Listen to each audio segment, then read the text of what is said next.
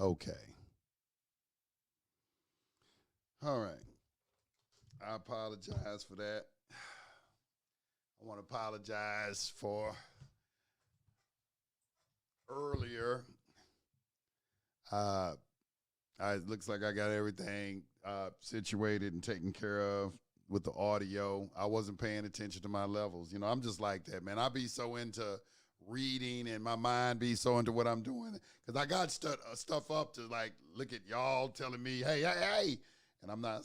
I'm just into what I'm saying and not paying attention to what I'm saying. I hate it when I do that. I got to pay more attention. I got to get me some. I got to get me some people. I'm gonna go open me a studio up, and I'm gonna get me some engineers and things like that. It's time. I get some help, man. I'm sitting here. Let me see if this is good. I opened up 2 stores in 45 days with 60 grand.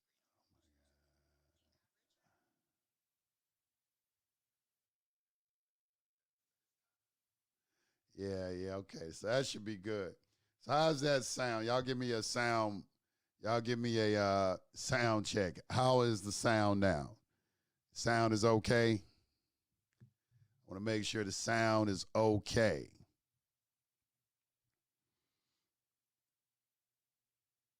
All right. I want to make sure the sound is okay. Yeah, I gotta get some. Yeah, I gotta get some help, man. Give me some help,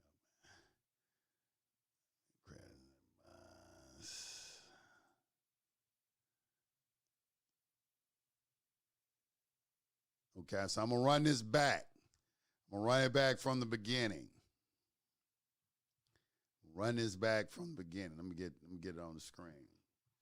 Okay, today I'm doing a part 2 of the letter of Rogatory. Okay, the Rogatory letter, and this one is coming out of a different document, so it's going to be a little different from the first one that you read. And I want to preference everything I'm saying first of all by the mindset that you have to be in this. You have to understand that when you're reading this material and you're reading this letter of Rogatory, it's coming from the vantage point of a person who understands that it is not him that is being listed on the indictment information or accusation or whatever it is. That all caps name is what is called a juristic personality or juristic persona, a straw man, a transmitting utility, a entity, a bridge between the private into the public for the conveyance of commercial energy.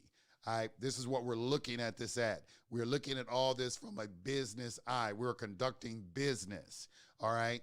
And your estate is what that straw man represents because they are seeking to put some sort of attachment against your estate for the repayment of a debt. You receive some sort of charge. That charge is a lien. You read that when you get a Black's Law Dictionary under the 5th sense of the word, you'll see that a charge is a lien. A lien is evidence of a debt. If there's a debt, there's a creditor and debtor relationship. If there's a creditor and debtor relationship, all the time, anytime there is a creditor and debtor relationship, I don't care if there's in all 50 states, I don't care if it's in the United States of America, if there's a creditor and debtor relationship, creditor and debtor law applies, which we're going to talking about now is the UCC. Because liens can be used to form bonds. Because somebody put a lien on property, they can make a bond and sell it. Okay, this dude over here owes me some money. He owed me $100, but I'll sell it to you for $80 and you can collect $100 from him. That's what's going on. All right. So our processes are an attempt to, first of all, see if we can get some disclosure of the nature of the charges, that this is some sort of debt collection, and also to offer our commercial energy voluntarily without getting into too much conflict about it, because there isn't any money, so there's no need for us to engage them in some sort of bid or discourse about the entire matter. We want to get them like, look here, I know this is a commercial charge. I have all the commercial energy because I'm a real living soul capable of performing labor. So if I put my name on a promissory note or a bond for some sort of future performance, I'm the only person on planet Earth that can do that. You government, you can't do that. Government doesn't create anything. You don't have any commercial energy. You get all your commercial energy off the full faith and credit of the United States, which derives that commercial energy from the people, the United States. All right, because we the ones that pay taxes, go out and pay, and build things and build roads and buildings and things like that. You don't do any of that. All right, so if I put my name on a bond, okay, you need to accept it. All right, but you don't want to do that because you don't want the people to know the real nature of the action. So when in a criminal action, which is really civil, they're going to give you an attorney. That attorney's job is to lead you astray, all right, to make you think it's something other than what it is. But we're going to get a hold of that from the very beginning. All right, we're going to give him some instructions. Now, this is only for public defenders who have been appointed by the court. You cannot use any of these processes for retained counsel. If you're going to retain counsel, you're telling everybody, you're signaling to the world that you're going to argue a case. All right, the number one thing we want to stay away from is from arguments. We don't want to traverse any of the charges. All right, so first and foremost, I'm going to read this coming out of creditors and their bonds. And this is going to explain of the role of the public defender. We got to get more understanding about these public defenders and exactly who they are, what it is that they're doing, and how we can control the situation. Now, if there is a court involved, the judge may appoint a public defender for the defendant. You are not the defendant. The straw man named on the presentment was chosen to be the defendant. And we know that a presentment is an indictment. In this case, we're talking about the indictment, information, or accusation. It's a commercial instrument. That's what a presentment is when you look it up. There's two definitions of presentment. When you do a presentment for a grand jury and when you do a presentment for payment at a bank. You're going to find out that a lot of these words that they utilize have a dual meaning. And that's another reason we want to know the nature of the action, because we got to know what definitions to attach to the jurisdiction. If we are in a commercial jurisdiction, all the words have a commercial meaning attached to it. So if there's a court involved, the judge may appoint a public defender for the defendant. You are not the defendant. The straw man named on the presentment was chosen to be the defendant. Remember rule number 1, the public and the private can never be mixed. All right, you can never mix public and private. They don't ever mix them, don't you ever mix them. You have to remember that rule. Public and private doesn't mix. You can leave the private and come into the public, and they can leave the public and come into the private, but the two don't mix. If you are conducting business in the public, then you're doing it under the public rules, not your rules.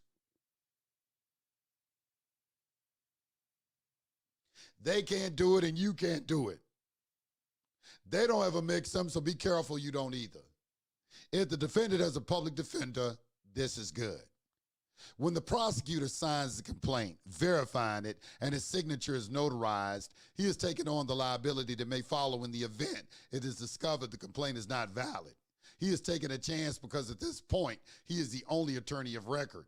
He has filed a form of notice of appearance by filing the complaint or filing the grand jury indictment. He technically represents the defendant until someone takes his place. He's counted on someone appearing in this case to defend against the complaint. If that doesn't happen, he is the responsible party and liable for all the cost paid for in the complaint or associated with the statute violation. If that does not happen, he's off the hook. Almost 100% of the time, that is what happens. He's pretty safe taking this chance. Usually, the straw man named on the complaint gets a good attorney to defend him. That means the defense attorney is taking on the liability, right? Not so fast. He does not take on the liability until he signs a notice of appearance and files it in the clerk's file for that case. Once he is the attorney of record for the defense, he is on the hook. Now, let's explain this paragraph because it's chock full with a lot of important information that once you kind of understand it, you can look at your case and see what's going on when you start examining the record. First of all, you have to understand what a notice of entry of appearance is.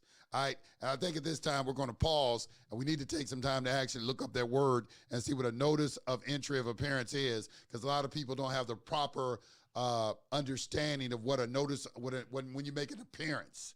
What is an appearance? So we're going to go over to our law library and we are going to get a law book and pull it off the shelf. We're going to roll with blacks, all right? And we're going to let's go to the 9th edition, and then we're going to go to the ends right here. It might be under, wait a minute, let me go to appearance. It might be under appearance.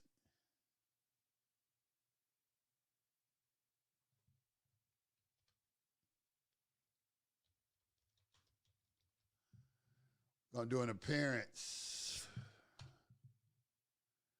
All right.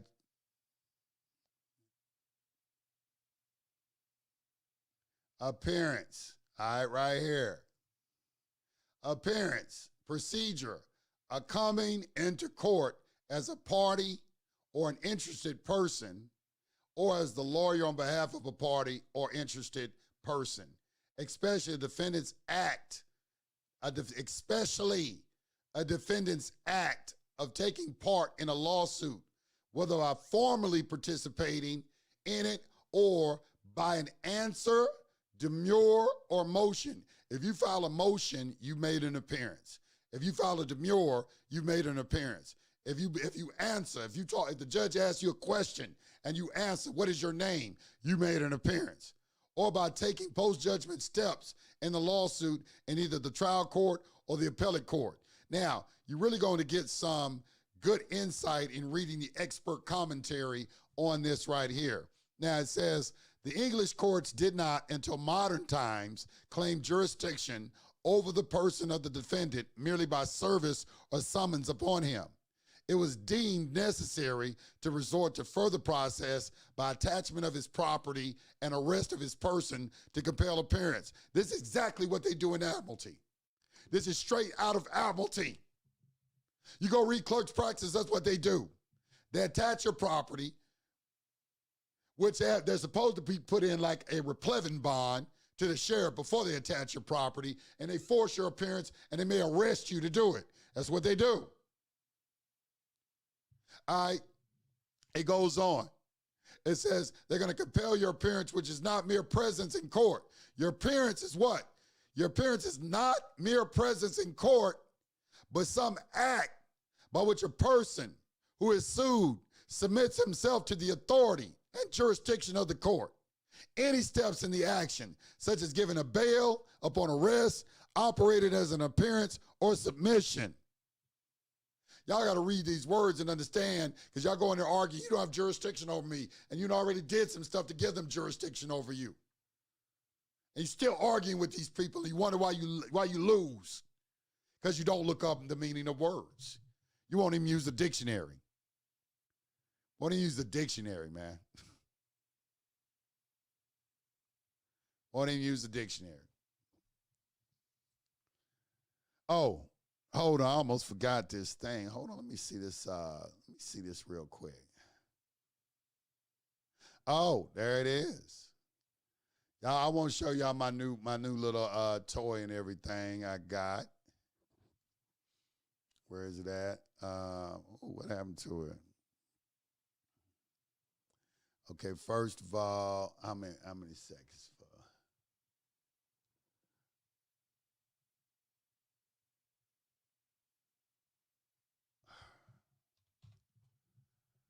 All right, so I want to, well, I got, look at this, where here we got bam, bam, bam.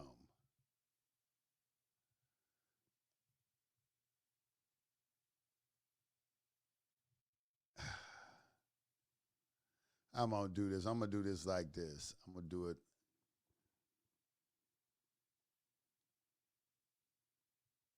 Duration.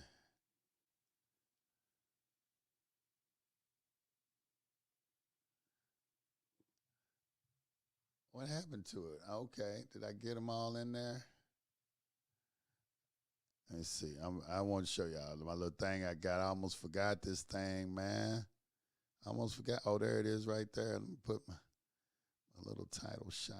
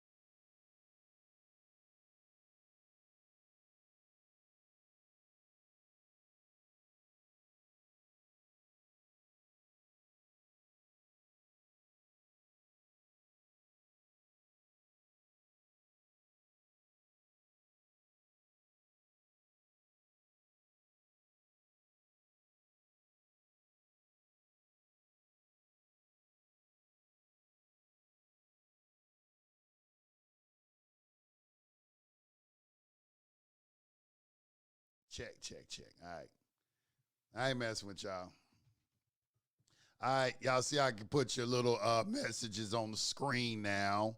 So I figured out, what I was saying is I figured out how to do that. I figured out how to put the messages on the screen. So let's get back. Let me get back. Let me get back over and finish talking what I was talking about. So we were just talking about appearance. All right, so let's get back to this document. Let me do this right here. I got to make sure I'm watching y'all. Some shit jump off. I'll be like, hey, we can't hear nothing.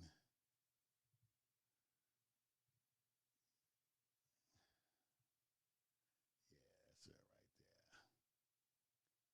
Yeah, that's right there. That's dope right there. I can. All right. What y'all talking about? Ain't no audio. Y'all can hear me? Check, check, check, check. Yeah, y'all can hear me. What you talking about? All right. So we're going to get back to this public defender. All right. And let me make sure y'all hear me now. All right.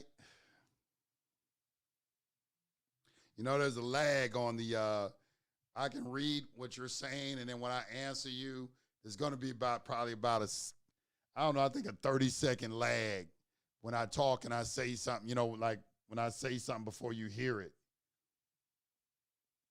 So let me see. Before I move on, I'm going to make sure that y'all can hear me okay. All right, cool. All right, check. I appreciate that. All right, so we're talking about this public defender again. So I'm going to go ahead and read this whole thing, and I'm just going to explain it to you. I'm just going to read the entire thing. I ain't going to stop, and then I'm going to come back, and I'm just going to explain the entire thing to you. I'm going to do it like that. All right? Okay, cool. Public defender. If there is a court involved, the judge may appoint a public defender for the defendant. You are not the defendant. The straw man named on the presentment was chosen to be the defendant. Remember rule number 1. The public and the private can never be mixed. They don't do it, and you can't do it. They don't ever mix them, so be careful you don't either. If the defendant has a public defender, this is good. When the prosecutor signs the complaint, verifying it, and the signature is notarized, he's taking on the liability that may follow when the event is discovered the complaint is not valid. He's taking a chance because at that point, he's the only attorney of record. He has filed a form of a notice of appearance by filing the complaint or filing the grand jury indictment. We just read appearance, so you know you file anything, you're making an appearance.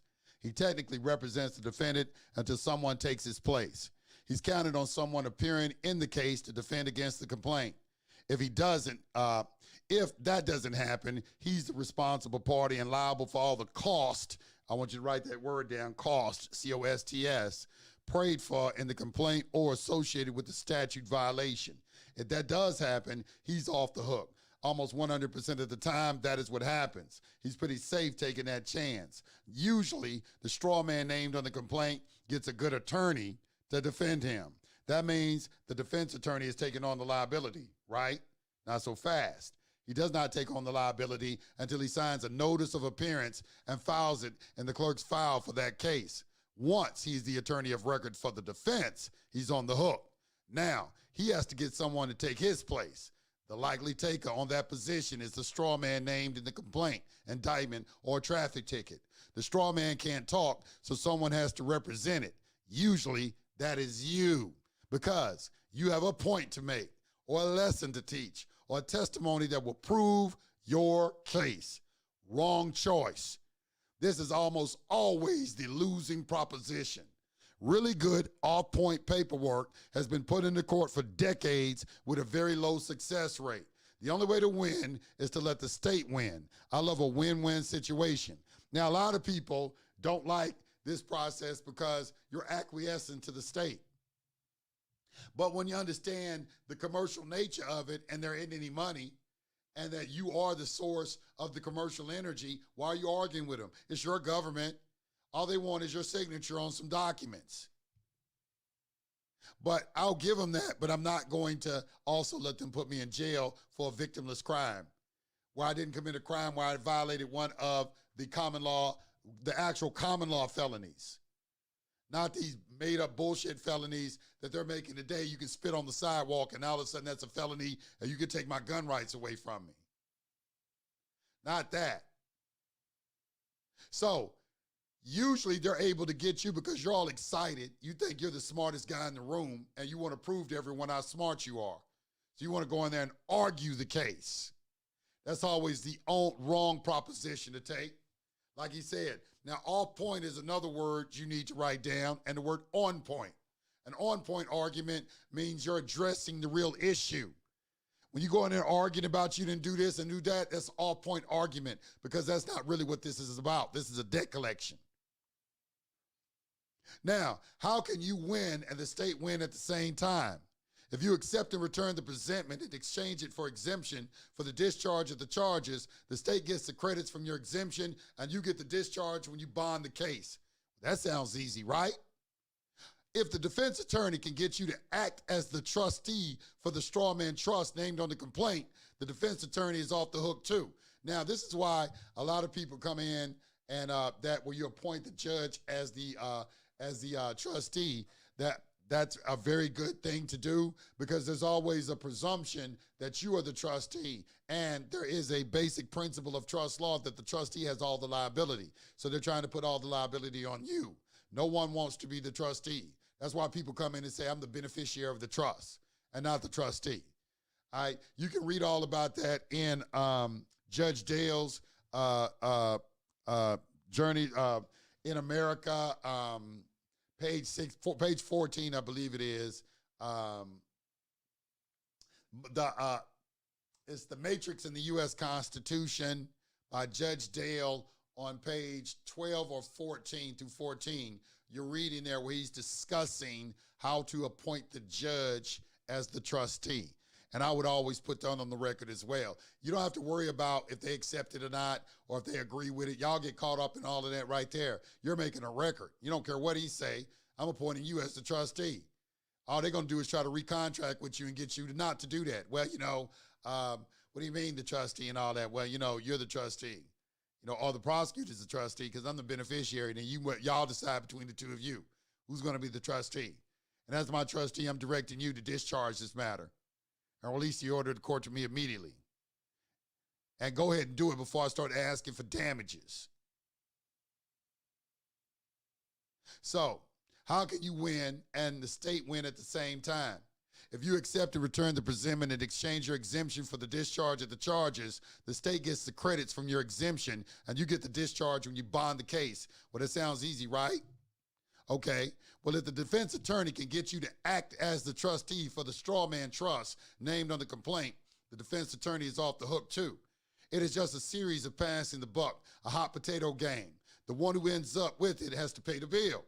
The prosecuting attorney starts out with it. It goes to the defense attorney if he files a notice of appearance, and then on to the straw man. If you volunteer to defend, argue, testify, or join in the action in any way, it eventually ends up in your lap. You are stuck with the public liability unless you accept and discharge it from the private side. It's a hot potato game. It goes from the prosecuting attorney to the defense attorney to the straw man to you. If there's no defense attorney, it just passes to the defending straw man. If you accept it, it stays with the prosecuting attorney. He has the power to settle the accounting if you authorize him to do so. All right, and it starts giving you instructions for doing that. Now, let's look at, what is this letter? You're going to instruct your attorney to do this because he's the public defender, right? All right, and he might not have that court might have appointed him 6 weeks ago and you ain't even heard from this nigga because they do that like all the time. They don't even want to talk to you. I guarantee you send him one of these, he's calling you immediately. He's calling you immediately. He's calling you immediately. All right, so we're going to take a little time to analyze this and turn up the volumes. All right, is that better? We're going to take some time to analyze this. And this is a letter of rogatory to an attorney. Now, right here where it says, please take note that I'm claiming an interest related to the property which is the subject of this action, and I'm so situated that the disposition of the action may as a practical matter impair or impede my ability to protect that interest, which is not adequately represented by existing parties. What you want to have, this is an example of taking some verbiage out of a statute and putting it into your documentation without citing the statute. You can do that. Where does this come from? Let's look and see where this comes from.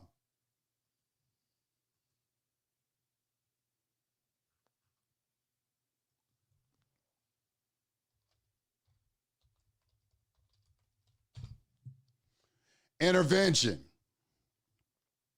Okay, right here. Intervention of right. On timely motion, the court may permit anyone to intervene who is given an unconditional right to intervene by a federal statute or claims an interest relating to the property or transaction that is the subject of the action and is so situated that disposing of the action may as a practical matter impair or impede the movement's ability to protect its interests unless existing parties adequately represent that interest. Now, that's unless your parties are adequately representing your interests. We already know from a long historical track record, the public defendants are not going to adequately represent your interests. They're not adequately representing your interests. They're not going to adequately do that. All right. So you need to step in and do that as a third party. So you're writing your attorney and letting them know, okay, we're taking this verbiage right here, claims and interest, and we just pulled it out and we put it in our documentation. All right, which is right here. All right, please take note that I'm claiming an interest relating to the property, which is your straw man, the all caps name, your estate, which is the subject of this action, and I'm so situated that the disposition of the action may as a practical matter impair or impede my ability to protect that interest, which is not adequately represented by existing parties. All right, now you see where that came from. You are a third-party intervener. If people are listening, you remember in dealing with presentments, that same thing is saying, I'm the holder in due course, here's the third-party intervener, making a special appearance as an authorized representative for the defendant. You're intervening into something because your estate is in jeopardy because somebody's trying to attach it, making a claim against it, saying that you owe something. Now, this is the reason also why you do a secure party process and you file a UCC1, so you have a priority perfected interest already in your estate. This is asset protection strategies, is what you're doing. You got to give notice of that to the court, though. That's the purpose of filing a UCC1, or also after you do a secure party process, you send all your UCC1s to the court administrator so you can put the whole court on notice already, because everything is about notice. I'm already putting you on notice before anything happens that I have a priority perfected interest in my estate. So if this jurisdiction plans to attach my estate, and I'm going to show you an example of that in their law books, because I went to verify all this. I'm not just talking. If you're an attorney, listen, watching. I'm about to bust your ass with it. Because I know somebody just said, this guy's crazy. I've been around all you guys a long time.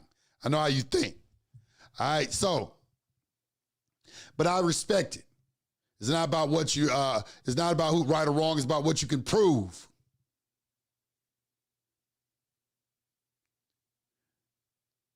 So we're going to accept the contract. When they appoint a public defender, he has to put a notice of entry of appearance. Once he puts that notice of entry of appearance in, you're going to get a certified copy of that from the clerk. You're going to accept it for value. You're going to date it. You're going to put your social security number without dashes across it at a 45-degree angle. That's a banker's acceptance. You're accepting that contract. You're going to sign it with your signature in wet blue ink. You're going to put a red thumb print attaching to the last letter of your name at a 45-degree angle, and then you're going to refile it with the clerk, letting everybody know that I've accepted this contract.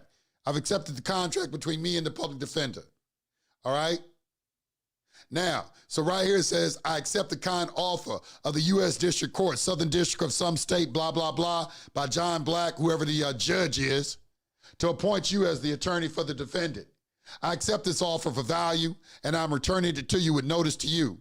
And now I'm requesting that you escrow your bar certificate during the course of this case and serve as my counsel in the following manner and only in the following manner. Okay, when you fire him, they're going to appoint him as standby counsel anyway.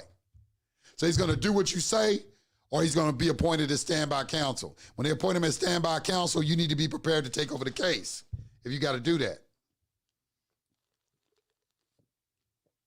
because he's dishonoring you.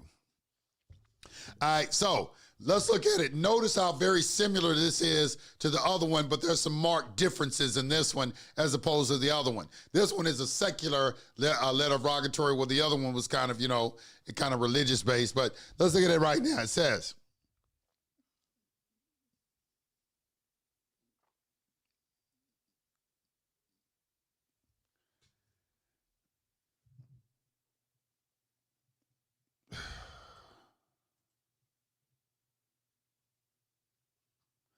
oh, okay, hold on. You're right.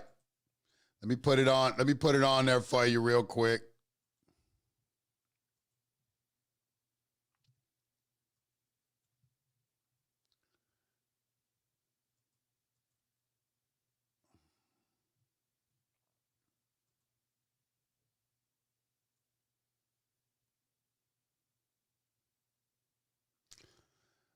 All right, so this, you said I didn't say it, so let me show it to you right here.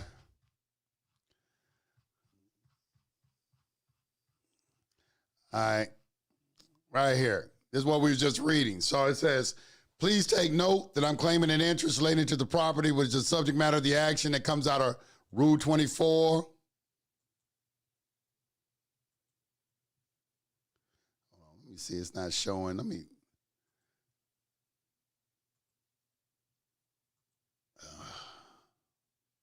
This is Rule 24. All right. So right here, it's what it's saying. This is where it comes out of Rule 24 intervention. This right here, claims and interest relating to the property of the transaction was subject of the action. As a practical matter, impair or impede the movement's ability to protect that interest. This is where this came from. Please take note that I'm claiming an interest relating to the property which is the subject of this action, and I'm so situated that the disposition of the action may as a practical matter impair or impede my ability to protect that interest, which is not adequately represented by existing parties. I accept the kind offer of the U.S. District Court, Southern District of some state on blah, blah, blah by John Black to appoint you as attorney for the defendant. I accept this offer for value, and I'm returning it with you, with this notice to you. I'm now requesting that you escrow your bar certificate during the course of this case and serve as my counsel in the following manner and only in the following manner. Now, this, what I was saying, came from here. Claims and interests relating to the property or the transaction that is the subject of the action and is so situated that disposing of the action may as a practical matter impair or impede the movement's ability to protect its interests unless existing parties adequately represent that interest. We know that a public defender is not going to do that. He's not going to adequately represent your interests. He's not. All right, so we need to give him a letter, and that's what this letter is. All right, and these are the instructions that we are about to give him. Is everybody with me so far? Nobody want to donate nothing else no more?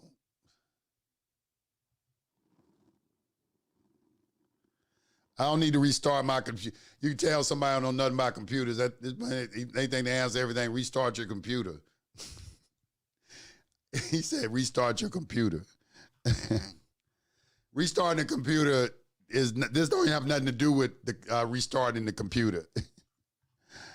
Let's see.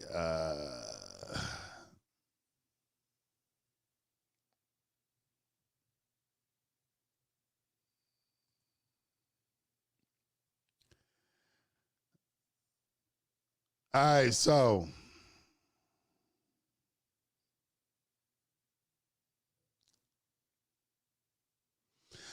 let's look at these instructions. Make sure y'all can hear me, man. Damn. Okay, everything's good. Y'all can hear me. Okay. All right, so these are the instructions that you're going to give the attorney. As there's no controversy in this matter, I do not want you to argue any facts or public issues as they apply to the defendant. You are not authorized to foster an argument or to join an argument on my behalf, on behalf of the defendant. You're not authorized to defend the defendant. That's the first thing on both letters that you tell your public defender. See, when the attorney, now let me tell you how they foster an argument. They foster an argument by putting in a not guilty plea, or what's called waiving your arraignment. Waiving your arraignment is entering a not guilty plea. You don't ever want to put in a not guilty plea. You want to give him the instructions when you go to the arraignment. He's supposed to read this letter into the record, and you let them know I'm not fostering an argument. I'm not arguing any facts. So there's no need for us to go into fact finding. Fact finding is when you go to a jury or bench trial before a fact trier. That's what the judge is. That's what the jury is. They are fact triers. We're not interested in arguing facts. We're going to go with an agreement of the facts like Jesus instructed us in Matthew 5:25. Agree with your adversary while you're on the way to court. At least he hand you over to the judge hand you over to the bailiff, and the bailiff casts you into prison. I'll tell you, you will not be released until you pay the very last farthing. That is 2,000 years ago. That's how long they've been doing debtors' prisons. This is not anything new. It's not anything new at all.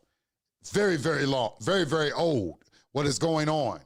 It's been modernized, with bonds and the stock market and things like that. It's just been modernized.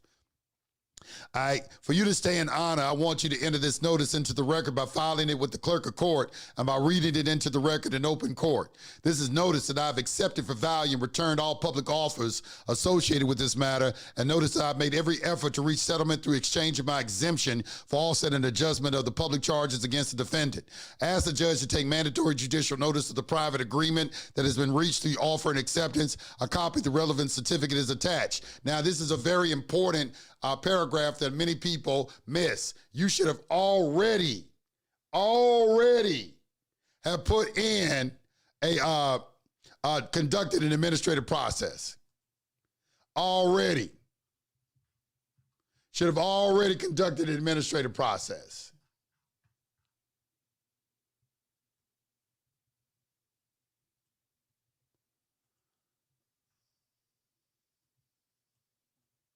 And pop up over here.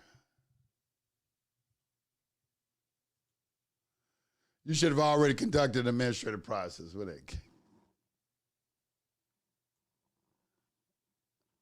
I'm looking for this dude. I don't see him.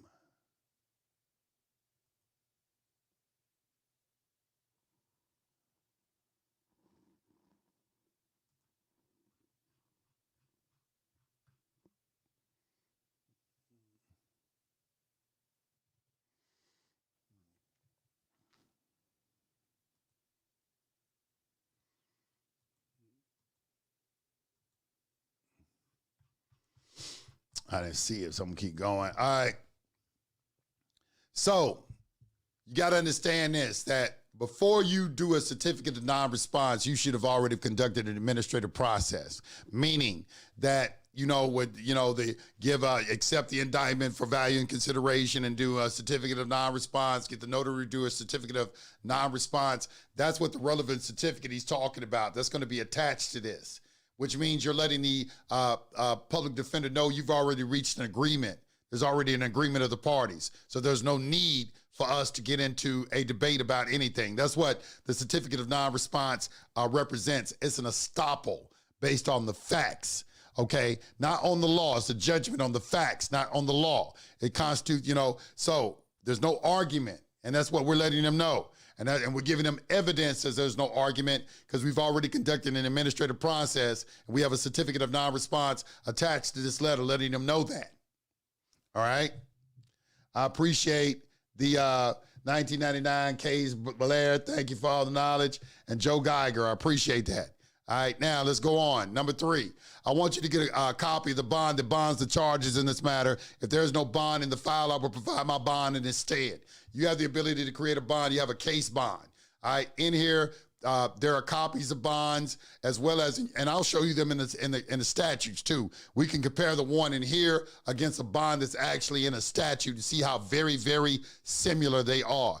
All right, and just to give you some confidence, a bond is just a promise. That's all it means. It's your word is your bond, okay? So don't be nervous about putting a bond in your case. You just file it in the clerk's file and then make it a part of the record. I want you to request an appearance bond at no cost to me so I can be released on my own recognizance. That's what an appearance bond is. Appearance bond is another name for it is recognizance bond. You want to be released on your own recognizance, but here's the key. It's at no cost to you. At no cost to you means I'm not going to be doing piss tests and I'm not going to be reporting. That's what they call a cost. Okay, these attorneys know what it really is, this word, appearance at no cost. Means that I'm not, that's a cost to you, cost you your time to come and do unnecessary piss tests and treat me like I'm a goddamn child. You're not a child. You're a grown man or you're a grown woman. You make your own damn decisions. I can be released on my own recognizance. I'm an honorable man or woman, and I will appear when necessary. And I'll need you to check on me and make sure and see what I'm doing. Number 5, after acquiring the appearance bond, I authorize you to use my exemption to bring the accounting of this matter to closure. Request that the prosecutor write the check to close the account and release the bond to the defendant. This is when we start talking about the bid bond. When they talk, well, what bond? The bid bond. Let me get the bid bond.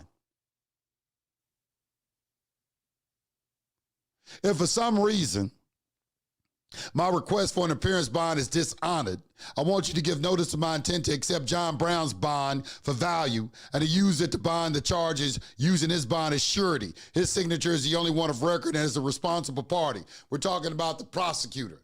The prosecutor, he's the only one on the record because he filed an indictment.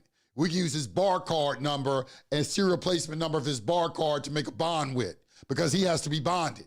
And if he goes and if they're not going to give me an appearance bond, I'm being dishonorable, I'm going to let you bond the case. I'm going to make you the liable party. Because now we got a creditor, a debtor in possession. Because I've accepted these charges for value and consideration. I'm not arguing anything, but you want to be dishonorable. Okay? Number 7. Now this is the one I want to talk about. If necessary, I also want to give notice of my intent to accept John Brown's bond for value and to use it to charge a Chapter 7 involuntary liquidation and start discovery under 11 U.S.C. 1126B. If the dishonor is not cured within 72 hours, I want you to file the bankruptcy petition in the federal bankruptcy court, naming the defendant as the debtor and John Brown as a delinquent creditor, along with others who have already or may dishonor me. You are authorized to distribute B10 proof of claim forms to the dishonoring parties should there be any at the next hearing. This bankruptcy discovery process will locate my remedy and release it to me through liquidation of the delinquent creditor's assets. All right, now, this right here is a study. I had to go into some study because this is an involuntary bankruptcy. All right, it's not the average. Today, the 95% of the people, debtors file bankruptcies. But when bankruptcy first started, the creditor filed a bankruptcy against the debtor. All right, so I had to go in and research it, and you need to do too because they know about this stuff. I remember I was about to be released and in Georgia, and Georgia had just passed a law that would allow their investigators to wiretap people without a warrant. Man, as soon as they passed that law, they started arresting all kind of people. And they had arrested this white man. He was very affluent, and very sophisticated. He didn't look like he belonged in jail. And he was getting ready to be released, and he wasn't worried about anything. And we were sitting there talking, and he was saying, he had told me what happened. He said, well, my son was using my cell phone and, was doing a marijuana deal over the phone, and they heard it and they arrested him. I don't know how many pounds of marijuana they had some pounds. But he said, it doesn't matter to me, I'm just gonna file bankruptcy. And I looked at him like, how you know that? And I'd already knew this stuff right here, and he just said it to me. He said, I'm gonna file bankruptcy. See, if this is truly a commercial matter, the B10 proof of claim form is an affidavit that you give to creditors so they can swear under penalty of perjury that you owe them some money. The true nature of these proceedings is civil and is creating a creditor and debtor relationship. And we got to get into some discussion of creditor and debtor law because that's what really admiralty is, creditor and debtor law. But they're not calling it that. They're not calling it that. All right? But anytime there's any creditor and debtor relationship, you got to use creditor and debtor law. I'm going to show you that. Okay? Now, so the bankruptcy process is a very, this is what I think scares all the attorneys and makes them want to call you immediately when they see this right here. And they want to know, how do you know that? I've had them tell me this. How do you know how to do that? How do you know how to do that? I want you to think about what I'm saying. Hold on, I got to see something. I got to see something, man. I got to see something. I got to pause for a second. I don't see no more donations coming through. And that no like, where the likes at, man? Y'all tripping, man. Where the likes at? 170. Come on, man. Let's get the likes up to 200. Come on, y'all tripping, man. Have me out here teaching y'all, you know, and everything, dropping these bombs, and where is the love? I'm a capitalist, okay, unapologetically.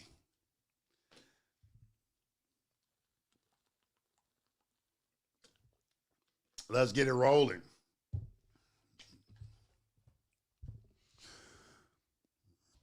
Some might call it international banking. Yeah, yes, admiralty law is creditor-friendly law that can conflict with debtor-friendly bankruptcy law. I just gave you 2 likes. Okay, I appreciate the likes. I appreciate that. I smacked that like so hard, I busted the screen. Oh! Where's that at? Let me do this right here. Where's this thing at?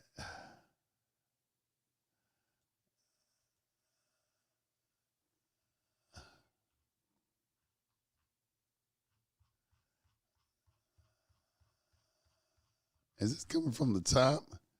Okay. I got to give some recognition to some people.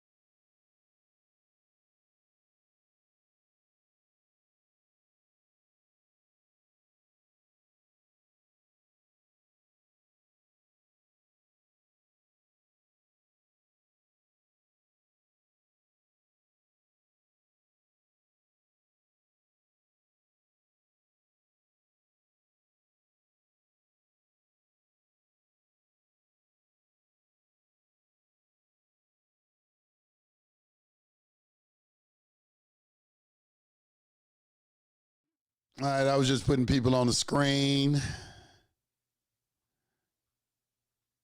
I wonder if there's another way I can do that. Put that on that screen. Yeah, I can do it. You know what? I can do it down here.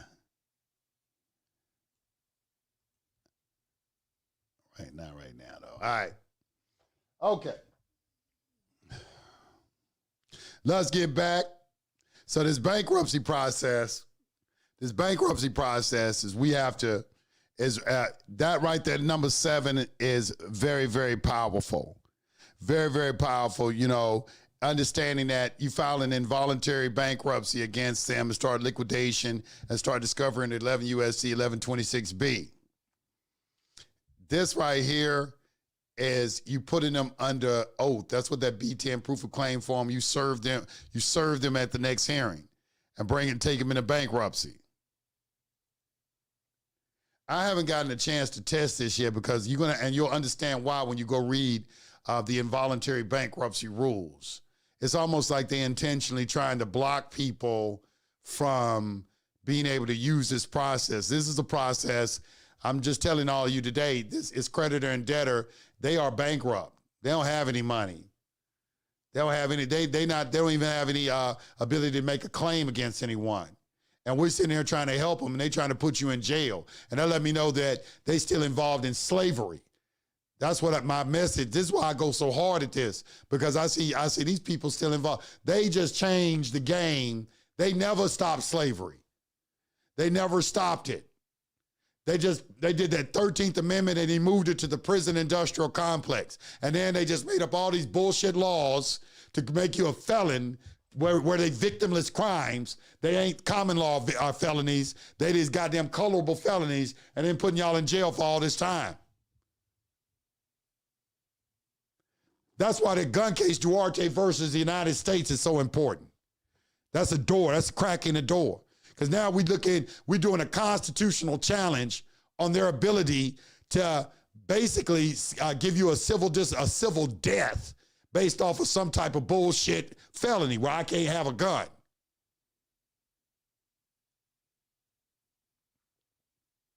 You telling me I can't protect myself? Nah, that don't sound right. That don't sound right. I'm going to be closely watching that Duarte versus the United States. Watching that. Bet. I appreciate the 1999. Who is this right here? Master of Ceremony. Appreciate that 1999. Coco Crypto.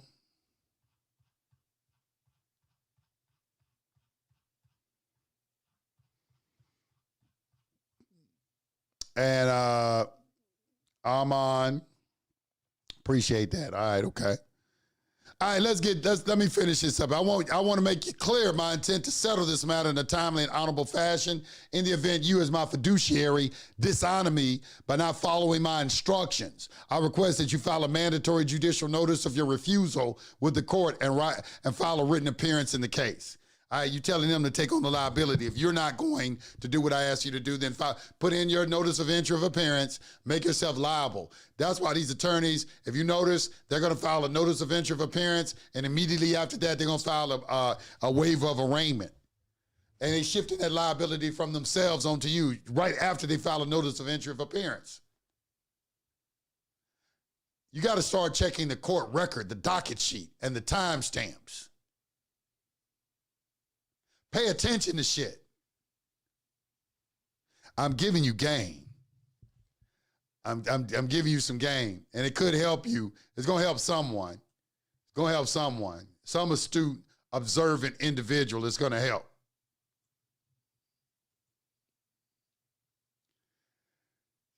Shaggy hippies. I appreciate the 5 bones. I appreciate that. I appreciate that. Man E. I appreciate the 20 bones. Coach MT 4000, I appreciate you, bro. Appreciate the 5 bones. Joe Geiger, appreciate the 9 to the 9th power of 9. Kays Blair, appreciate the 1999. Appreciate that. Thank you so much. All right. And that's pretty much it for that letter of rogatory today. You know, I wanted to read that to you, and so you can compare and contrast it or juxtapose it with the other letter of instruction that goes to an attorney that I did day before yesterday. And you really need to look at both of these. And you need to look at them both so you can get to a point where you understand them and you can draft your own. You know, that's what Tamar did. Her link is in the chat of this video. The sister I was talking about, she got Prison Titans is her company. And she wrote one of these herself. And it was mean, boy. It was mean. I was like, damn, you wrote that? I was like, you know, so that should be a challenge for you. He's like, you know, let me try to write this myself and put it in my own words. That's what I would advise you to do, okay, after you do the requisite study. Now, let's look at a couple of things. We're going to look at some evidence as to whether or not this is true, all right? So let's go to back to the lab without a mic to grab. All right, so we're going to go to back to the website. Let me see the website on here. All right, we're going to go to, where are we going? We are going to, I think I'm going to go right here. Is it right here? And under case law, this Georgia Criminal Code. Now this, I went into Georgia and got this. And this is OCGA 1711-1. All right, this is right here. Now, this is criminal procedure in Georgia. Criminal procedure. All right, so this talks about liability. Now, we should study 1711-1 and 1711-4. All right, this goes against the prosecutor. This goes against you. Now, in admiralty, the prosecutor and the defendant both had to put in a bond under admiralty. They called it a caution, okay? And it is to indemnify the court and the sheriff and a lot of different things. You cover the cost of the case in case you lose. I'm going to show you that in here where they have to indemnify. All right, this right here is the bond that the prosecutor has to file for in case he loses. All right, but let's look at this right here. This right here is talking about putting a lien against the defendant. Because they try to tell you, well, this don't have nothing to do with liens or nothing like that, Yusuf. That 27 CFR 72.11 has no application in these court cases in here today. But right here in Georgia, here's what, listen to this. It says, the cost of a prosecution, except the fees of his own witness, should not be demanded of a defendant until after trial and conviction. If convicted, judgment may. Now, this word may is deceptive. It makes it sound like you have an option, but a may in legalese means something different. It means you must. Judgment must be entered against the defendant for all costs accruing in the committing and trial courts and by any officer pending the prosecution. The judgment shall be a lien from the date of his arrest on all the property of the defendant. The clerk shall issue an execution on the judgment against the property. So here they are, they're putting a lien on all your property. And what it's called a 5-fay. Right here, they address that the judge has no discretion. Right here. They said, while the word may ordinarily denotes permission and not commandment, the use of the word in the second sentence of this section cannot be construed to mean that the trial judge is vested with discretion in the matter of taxing the cost against the convicted defendant. There is no provision of law for the payment of the fees of the officers of the court when the judge, in the judge's discretion, fails to tax the cost against the convicted defendant. And it cannot be assumed that it was ever intended that the compensation of these officers should rest in the discretion of the judge. That's because he's an administrator. So the legislature is telling these administrators, you don't have no discretion. You got to tax the cost against, even if it's a homeless person. So my question is, if you would convict a homeless person, well, what estate are you putting a lien against? What property? They got social security numbers too. They got them too. And let's look at this.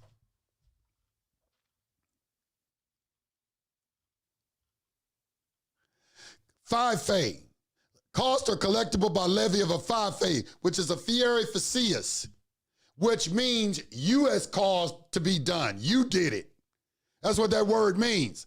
Costs in the criminal prosecution are collectible of the defendant by the levy of a five-fay at the termination of a prosecution if it finally results in the conviction of the defendant.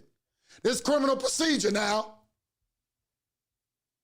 What's all this with these liens and all this commercial? Come on, attorneys out there. What is this shit?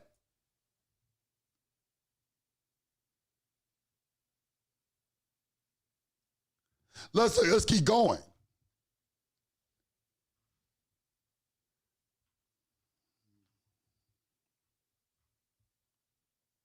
Cost of collectible by levy of a five-fay. Where's that other one I want to put in there? Where is it at? Cost of feeding prisoner while prisoner is in prison, awaiting trial, or part of court costs collectible from defendant. So while you in that county jail and thinking all that food is free, that food not free. They getting that money from you. They taking that out your ass. That's a part of, you running up a bill, and when it's finally time to get paid, they're going to add that in, and they're going to put a levy, a part of the lien. So how much is it costing? I request the Honorable Judge direct the prosecutor to provide the assessment for the charges along with a certified audit trail of all transactions, including voucher, as well as all disbursement documents and receipts. Let me know. I'm going to rebut any presumption that I'm not interested in the cost. Because they're presuming that you don't want to know. They have that right.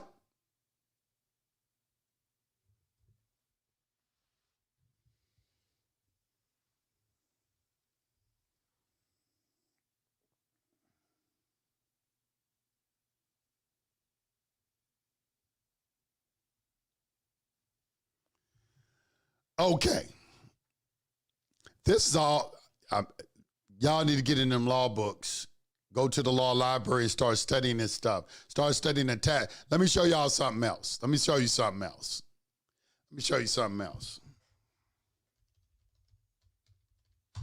Now, when I was studying this in Georgia, the official code of Georgia annotated,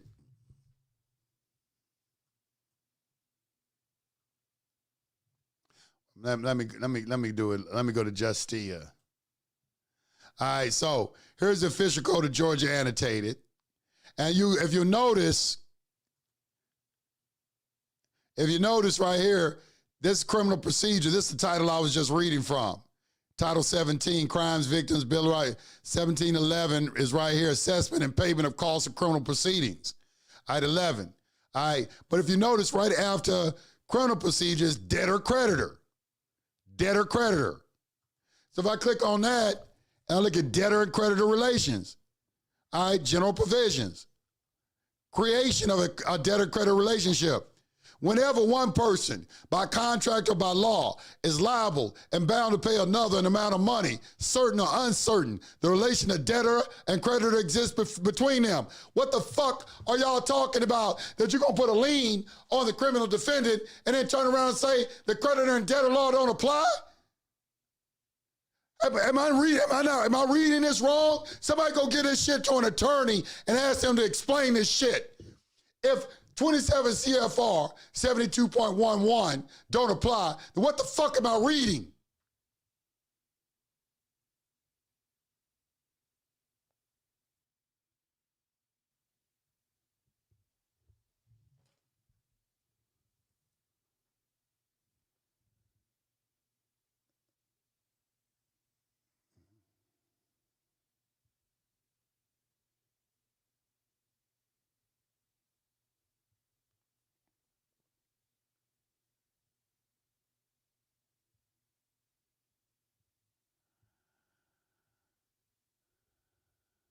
Let me show you what a bond look like.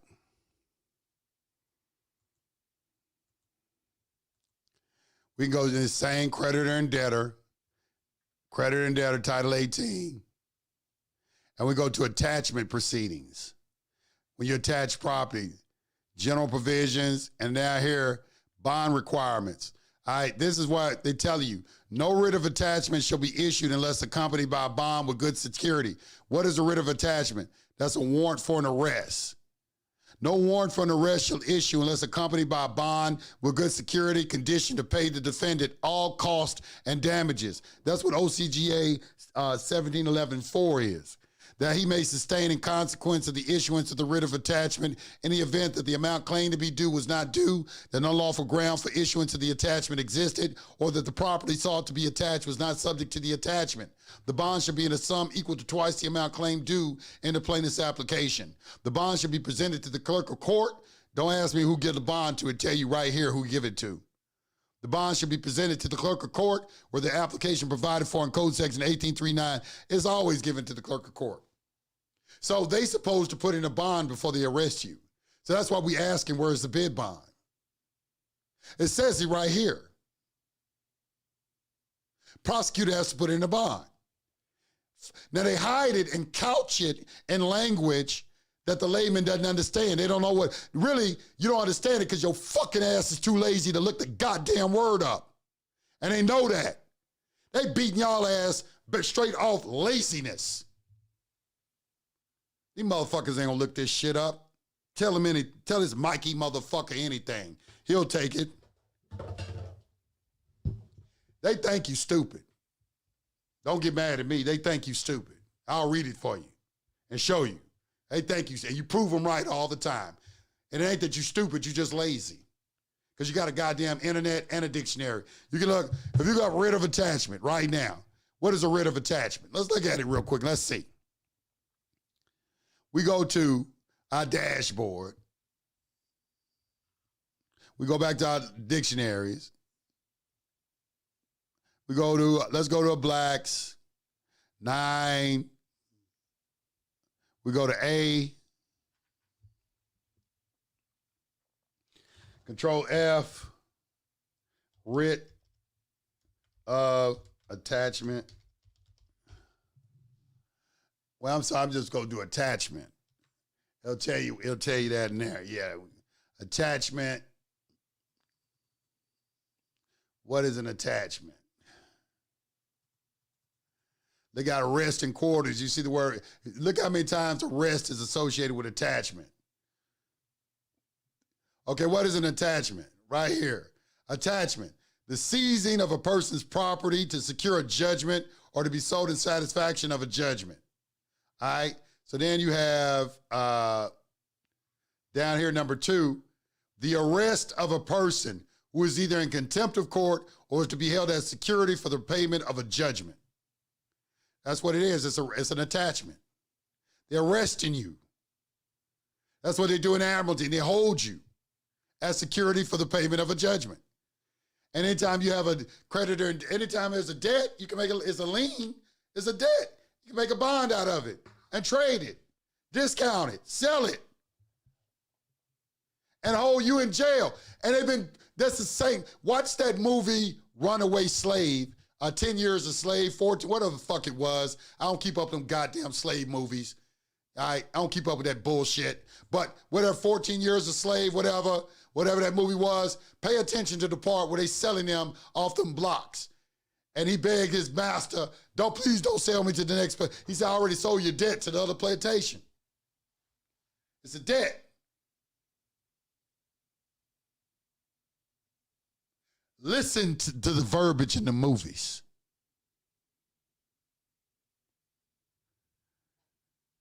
It's slavery.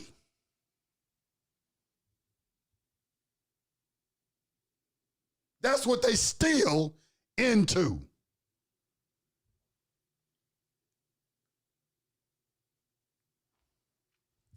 Some of y'all don't understand.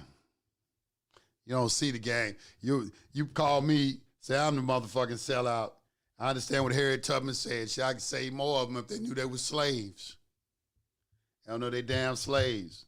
Anybody in prison is under no, but anybody who actually goes in prison is under no delusion that they're not in slavery. Everybody there knows they're a slave.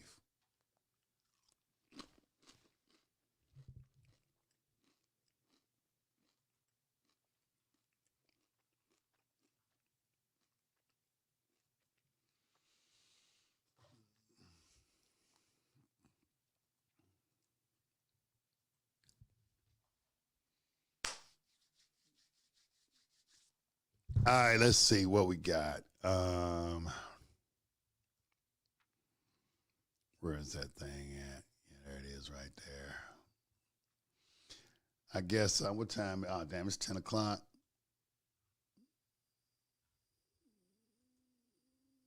Check.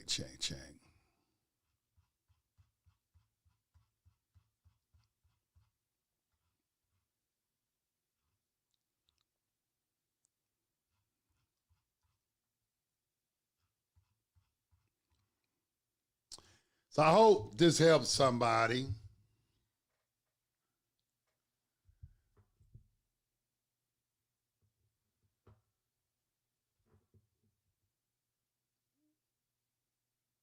All right, it's cool.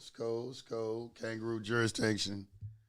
All right, that's my little lesson for tonight. Y'all go back and watch this video. I dropped a lot of jewels in this video. Dropped a lot of jewels. My Cash App is under the video. If you need to shoot me some bones as a form of thank you, I would really appreciate it. And also Prison Titans. If you know someone who is currently going into some sort of criminal procedure, I am working with some people that are helping individuals with that. You can click on Prison Titans and tell her your situation. Hey, we're trying to work and help some people. But it's we can't help everybody, because you gotta be able to help yourself too, because we can't go into court. We're not attorneys or nothing like that. Can't go into court for you or nothing like that. That's why I'm teaching. I'm trying to give people, at least some information to where if they are in a situation, they can have some kind of hope and then they have some sort of direction and a pathway that they can walk down and start seeing the truth and maybe can help them with their situation. It's tough getting out of jail, man. It's really, really tough, and I understand it. But, hey, The creator, you know, if you pray and ask the creator of the boundless universe for some direction and guidance and for some assistance, your wish will be granted. That I can assure you. With that being said, like, comment, and subscribe on this video. Hit the notification button so you can click all so you can get a notification whenever I do these videos. Share this video with someone you know as well, and help the analytics of this channel, because you know they're shadow banning the hell out of the channel in the first place. So we're going to have to overcome it with brute force and sheer numbers. All right, with that being said,